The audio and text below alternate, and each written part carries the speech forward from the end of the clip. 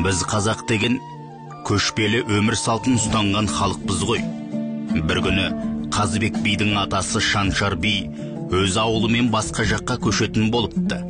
Таңқылаң бере көшкен ел кейде көз байлана, кейде ақшам ауғанда судың ұшырасуына байланысты қонуға тоқтайды екен.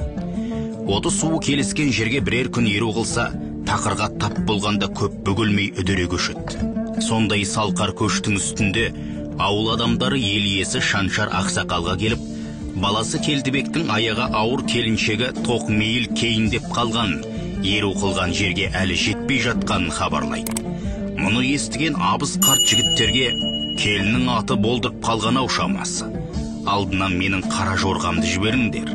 Басқа жылқы оны көтер алмайды, өйткені келіннің ішінде алтын жатыр ғой депті. Сөйтіп ауыл адамдары Тоқмейілдің алдынан Шаншар абыздың қара жорғасын алып шығады. Еру қылған жерге ол да таяп қалған екен. Жорға барған соң атасының атына келіні мінгені жарамас, обал болар.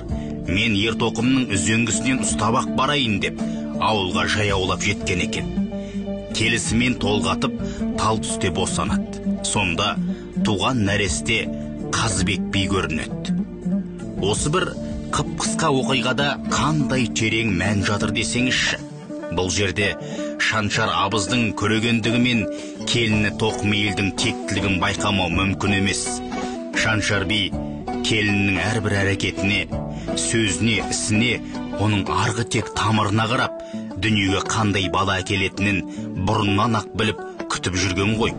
Ал келіні болса, атасының мінген атына мінуді жөнсіз санап, сол жердің өзінде өз тектілігін білдіріп отыр. Алып анадан туады деген осы шығар.